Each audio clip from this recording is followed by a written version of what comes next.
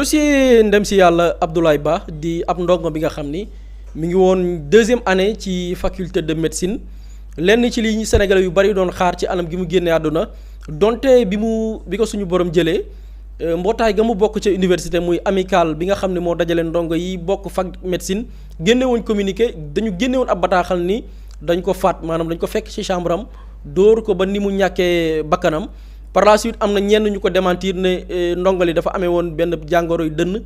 genre asthme mais démb bi njabootu Abdoulaye Ba defee conférence de presse xamle nañ ni musuñu koo xamee jàngoro joo xam ne mbirum asthme la ba ñu mën a jot ne xëy na dafa noyyi ab lacrymogène ba suñu borom jël bakkanam autopsie bi nag dafa fësal yenn ci ay mbir yoo xamante nii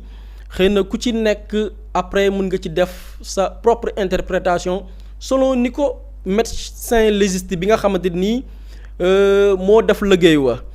autopsie bi ña ko def mooy wala fa mu bàyyeekoo mooy laboratoire d'anatomie et de cytologie pathologique de l'hôpital général Idrissa Pouye bu Grand Yoff la ñu fësal nag xëy na dafay xaw a technique lool waaye essayé nañ ci yenn ci nga xam ne ay appellation la ay baat yoo xam ne xëy na du neex a dégg ñu jéem koo njar jéem koo woyofal ba nit ku ci nekk jéem a comprendre lan moo ne ca biir dossier ba njortu yan contexte xëy na la Abdoulaye Ba ñàkkee bakkanam ci biir expertise médicale bi muy autopsie bi ñu ne kii di Abdoulaye Ba ginnaaw bi ñu ko càmbaree corps bi nemmeeku nañ ci lu ñuy woowee contusion thoraco-abdominale postérolatéral gauche loolu bi ñu defee ay gëstu ci lan la mën a tekki ci buñ ko woyofalee ci déggin la ko féetee dënn jëm ci biir bi gis nañ ni dañ ci fekk ay mbir yoo xamante ni nii mënees nañu jàpp ni benn choc la wala dal na ci ab coup woo xamante nii laal na dënn wi waaye tamit wàcc ba ci biir bi jural ko ay jafe-jafe leneen aussi lu ñu gis ci autopsie bi nee nañ commotion cérébrale avec hémorragie sous-durale gauche maanaam bu ñu xoolee bopp bi ci la ñuy soog a ñëw ci bopp bi fii ñu ne bopp bi dafa ndiru loo xamante ni nii ci buñ ko interpréter lu ñu heurté la wala loo xam ne dañ ko secoué te bu ñu xoolee même ci biir li nga xam ni mënees nañ ko interpréter déggin woowu noonu wala boog baat boobu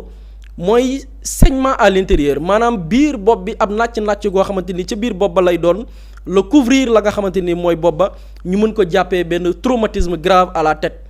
leneen aussi li rapport wala boog expertise médicale bi wane mooy double fracture de la 10e côte avec embrochage loolu nag bu ñu ko doon interpréter wala ci tekki gu gën a oyof mooy bu ñu xoolee ci faar yi maanaam ñaari faaram yi ci biir bi dafa damm maanaam dafa am ay fracture yoo xamante nii gis nañ ko ci faar yi waaye dégg ngeen ci fracture des côtes avec embrochage maanaam faar yi damm na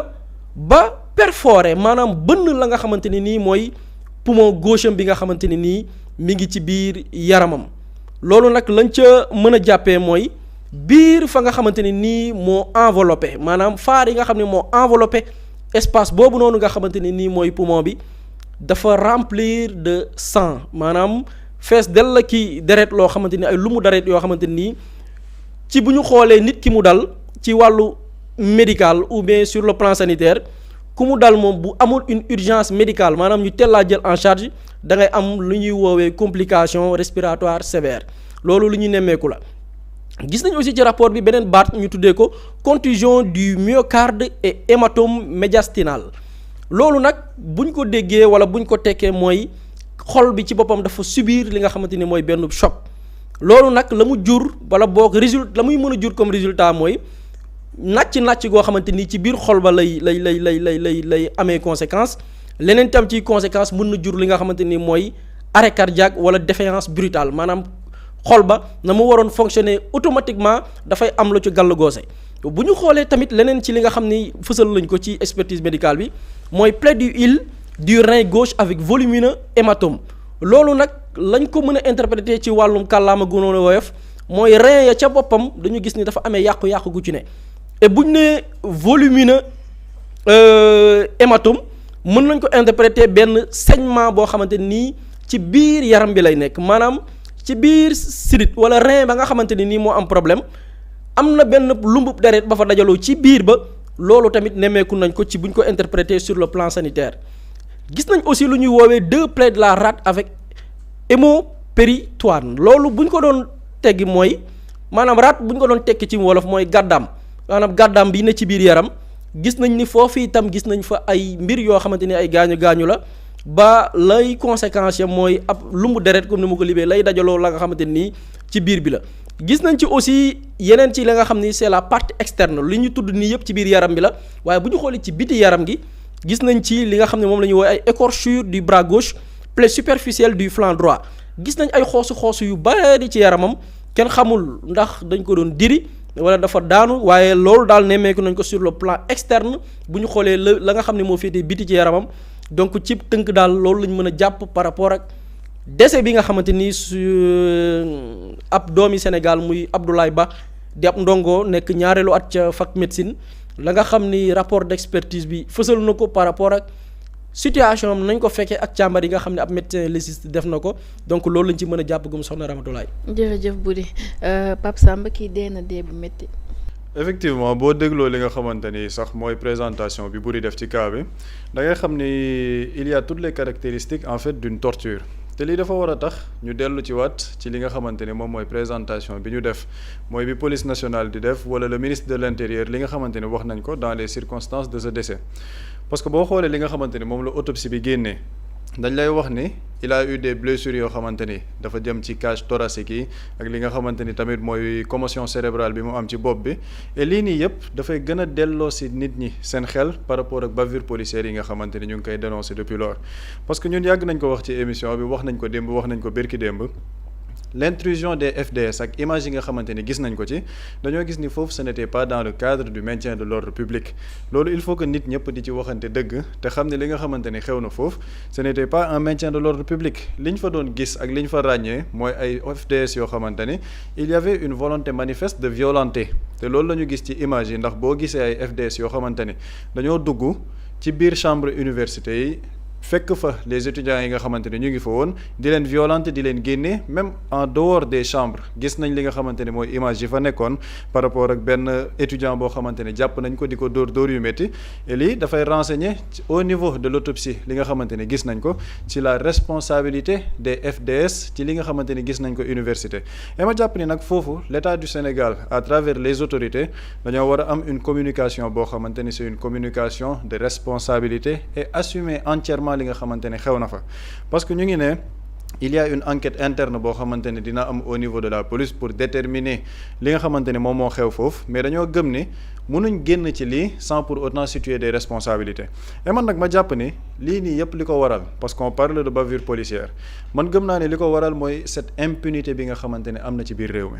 parce que man gëm naa ni de 2021 à 2024 li fi xew yëpp bu fekkoon ni on avait mis la lumière sur les exactions des FDS kon xëy na du ñu egg fii nga xamante ne on peut parler d'un cas de récidive parce que lu bëri wax nañ ko waxaat ci ko par rapport à ces bavures policières ba ci démb maa ngi wax li nga xamante ni moom moo nekkoon le programme du président Bassirou Diomaye Faye ci chapitre 13 bi ñu ne woon au bout de 2 ans dañuy indi une autorité autonome boo xamante ni moom mooy caytu lépp lu jëm ci usage excessif de la violence par les FDS tey jii ñu ngi en 2026 dañu ne woon 2 ans la donc le 2 avril 2026 moom mooy date échéance bi gis nañ ni autorité autonome boobu kenn mettre ko en place gis nañ ni il n'y a eu aucune justice qui a été rendue par rapport aux exactions des FDS ci li xewoon ci manifestation yi de 2021 à 2024 loolu nag quand il y a une impunité par rapport à ça parce que dañ koy wax di ko waxaat quand on ne rend pas justice on donne une licence à l'impunité et cette licence à l'impunité lenn rek lay mën a indi mooy favoriser la récidive te loolu lañ nekk di gis actuellement de ce qui se passe dans ce pays et li tax ñuy insister ci justice bi mooy dafa nekkoon un programme bu ñu jox sénégalais mu nekkoon une promesse majeure par rapport ak alternance wala boog révolution bi nga xamante ne xew na fi en 2024 quand on parle de justice c'est parce que loolu moo nekkoon l'aspiration de la majorité du peuple sénégalais et dans cette partie de la justice li ci ëppoon solo dans cette reddition des comptes amoon na les dossiers effectivement mooy ñi nga xamante ne ay rapport daf leen a impliqué mais amoon na aussi sur les cas de torture et de tuerie yi nga xamante ne gisoon nañ ko Sénégal on parle quand même de plus de 80 morts ay nit yoo xamante ne génn nañ ne ñoom dañ leen a torturer ñu porter ci plainte chaque fois on parle du cas de Abdoulaye Touré donc lan moo tax en 2026 fait yooyu noonu yëpp ñu relaté il n'y a eu aucune justice qui a été rendue et boo waxee ñu ne la les enquêtes sont en cours ñu ngi def ay investigations man ma gëm ni ce qui manque c'est une réelle volonté politique de rendre justice par rapport à li xew noonu yëpp parce que dama koy wax tout le temps il y a des secteurs wala ay pàcc ci réew mi yoo xamante ni dañoo nekk sax ay sanctuaires inattaquables mu tudd ci les magistrats la presse wala les FDS saa yoo waxee ci ñoom mu mel ni ñoom waroo mus a wax ci ñoom te mu nekk loo xamante ne nag dañ ko war a bañ ci biir réew mi parce que avant ñoo nekk ay FDS avant ñoo nekk ay magistrats avant ñoo nekk ay journalistes wala ñu nekk ci presse bi ce sont des sénégalais lambda yoo xamante ni ñoo tolloo cër ak yeneen sénégalais yi nekk ci biir réew mi donc on ne peut pas comprendre qu'il y a des sénégalais yoo xamante ni dañ leen di rey de 2021 à 2024 et maintenant actuellement en 2026 avec le cas de l'étudiant Abdoulaye Ba sans pour autant que ñu situer ay responsabilités ci loolu yépp nga xamante ne mu ngi nekk di xew et ça dama gëm ne ce n'était pas quelque chose qu'on attendait du régime de Pastef parce que maa ngi gis am na ñu bëri ñu ciy def ay réactions ma gis ci démb une réaction du ministre Amadou Ba di wax ni ñoom effectivement comme ni ko le président de la République waxee ak le premier ministre dañuy xaar ay enquêtes mais ñoom au moins ils ont dénoncé li nga xamante ne xew na contrairement à l'ancien régime li ñu nekkoon doon def man ma jàpp ni ça c'est une communication qui n'est pas à propos parce que tey jii le ministre Amadou Ba il ne peut pas tenir un discours de militant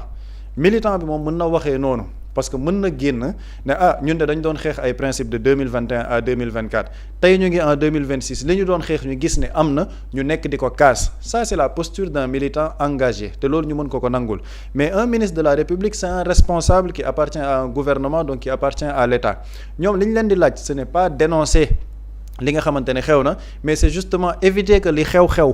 mooy maanaam ñoom li ñu leen di laaj mooy bu dee am dans des interventions des FDS au niveau des universités parce que ni mu ko waxee day mel ni waa nguuru Macky Sall dee am na fa nguuru Pastef dee am na fi mais ñun au moins dénoncer nañ dee boobu noonu non on ne vous demande pas de dénoncer dee boobu on vous demande justement d'éviter à ce qu'il y ait une situation buy engendrer une mort au niveau des universités te dama gëm ne nag par rapport à cette communication jamono ji autopsie bi génn na li nit ñi di xaar dëggantaan c'est que des responsabilités soient situées cette responsabilité yooyu dañ leen a war a situer parce que tey jii mënuñ nangu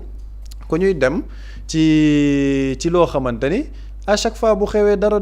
du mujj fenn maa ngi koy fàttali keroog les événements de Rosso et Cambérène waxoon nañ fi li nga xamante ni moom moo fa xewoon ba le président de la République ñëw def une communication pour dire que voilà dinañ def ay enquêtes li xew ni ce sont des images insoutenables yoo xamante ni mënuñ ko nangu au Sénégal mais malheureusement enquêtes yooyu noonu ba tey jii kenn mënu la wax fan la enquêtes yi toll kenn mënu la wax ni il y a des responsabilités qui ont été situées et que ki nga xamante ni ñàkkoon na ci bakkanam fan la ci nit ñi toll au niveau des enquêtes internes donc ma jàpp ni nag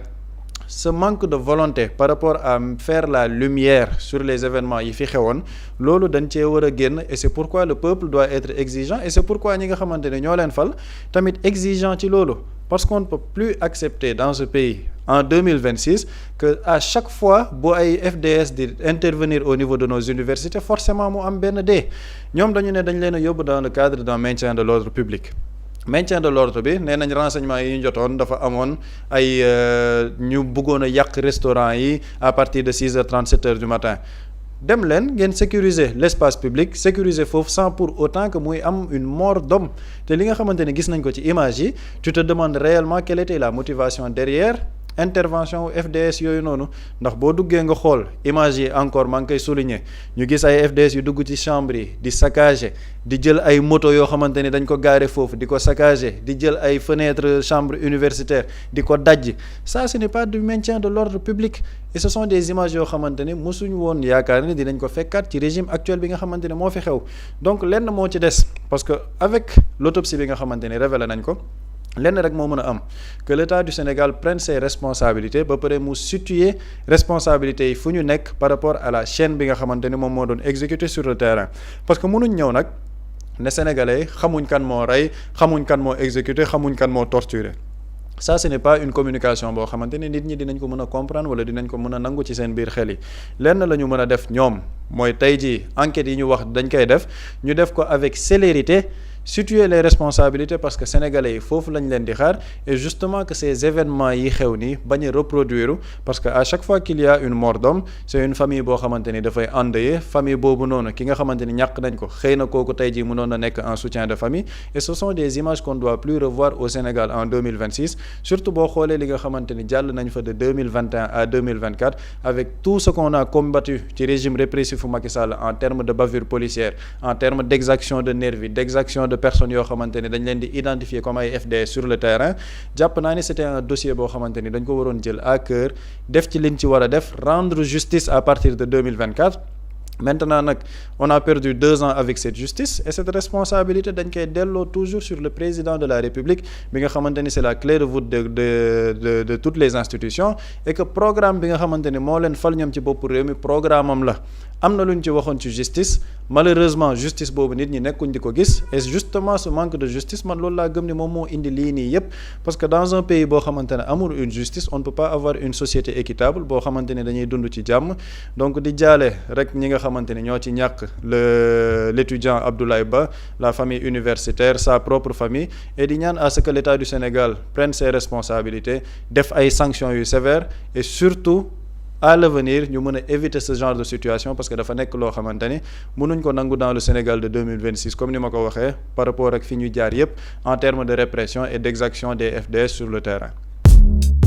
Mously Immo Sénégal moo leen di indil saafara ci jafe-jafe bu ngeen am ci wàllum immobilier yow mi bëgg a jënd kër yow mi bëgg a tabax wala nga jaay sa terrain jokkool ak waa Mously Immo ku am sa kër bëgg ku la ko terrassel wala nga am sa tool bëgg ku la ko lotisel defal la ko ay terrain Mously Immo Sénégal daf leen koy jàppandal gunge leen ci anam gu mucc ayib ku am sa kër itam te nekkuloo ci biir réew mi bëgg ku la ko toppatool gérer la ko Mously Immo moo ci gën a gaaw gën ci wóor ku bëgg réfectionner tabax wala nga defar plan architecte mën nga jokkoo itam ak waa Mously Immo Sénégal mën ngeen leen a woo ci 77 887 25 13 77 887 25 13 Mously Immo indi saafara ngir jëndum kër tabax jaayum terrain terrasse yi ay tool wala lotissé ko defal leen ko ay terrain loolu lépp Mously Immo moo ci gën a gaaw man ngeen itam abonné ci seen chaîne YouTube Mously Immo Sénégal ngir am yeneeni xabaar yu gën a dëggu wala itam wàllum conseil ci wàllum immobilier fii ci biir réewum Sénégal